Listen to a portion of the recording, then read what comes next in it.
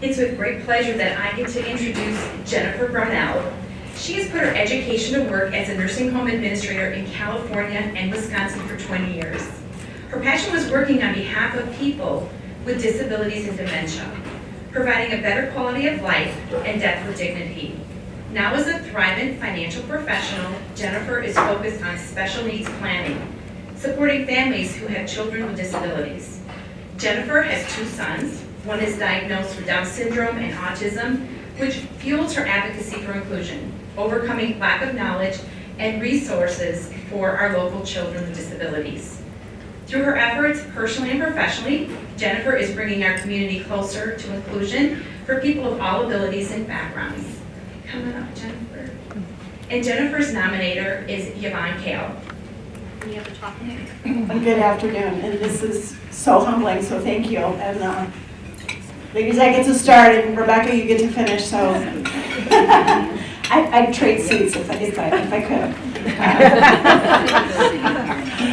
This is very personal to me, so I don't normally read from a script, but I'm going to because it's my passions of my home life and my work life collide, and it's pretty amazing. I would have to say that the person who has made the biggest impact on my life is my son, Noah Ray.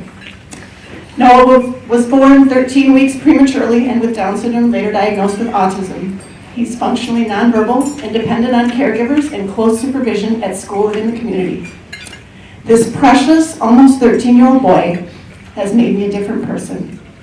I have been described as a strong and powerful woman, yet I had to leave my prematurely born son in the NICU for 99 days, which left me feeling powerless.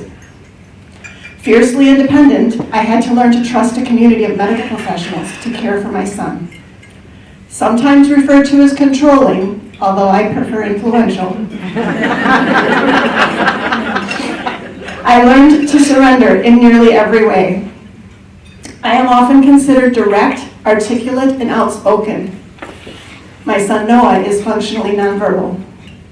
In his silence, he has spoken volumes, without a word. He inspired his grandparents to bring Gigi's Playhouse, a community enrichment center for persons with Down syndrome, to the Madison area.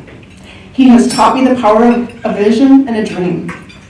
My intro mentioned that I spent over 2 decades caring for persons with disabilities, and then I gave birth to one. Because of Noah, I still serve persons with disabilities. However, now, instead of serving the elderly, because of Noah, I serve families who have a loved one with disabilities as they plan for what will happen when parents die and the need to plan for the future for their adult child.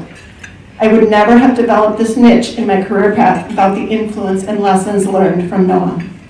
He has taught me what it is to have faith in the face of uncertainty and fear. He has taught me what it is to surrender in the face of powerlessness. He has taught me what it is to persevere and overcome in spite of what medical professionals, teachers, and therapists may think. He has taught me that there simply are no limits. One of my greatest strengths is my education. I have 2 master's degrees. Noah, he functions at a preschool level. And he teaches not only his classmates and therapists, but his family each and every day about what it is to persevere, to work hard, to overcome, and perhaps most importantly, the simple joy of a good laugh. He is my firstborn son, and he has become my greatest teacher. I am honored to be his mother. In my nomination, Yvonne used the words courage and persistent. I look at my sweet boy, and how can I not have courage and persistence? Noah is the most resilient person I know. Noah and others like him deserve to be treated with dignity and respect. They deserve to be included in their schools and communities. In the face of adversity, one look at Noah, and I have all I need to continue to challenge status quo and make our world a better place for persons with disabilities.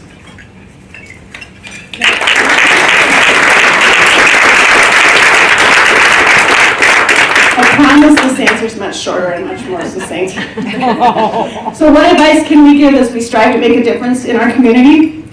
One of my leaders at Thrivent recently spoke these words, and I'd like to share them with you. In the face of uncertainty and challenge, get your values out in front of you. Let those values guide your decisions.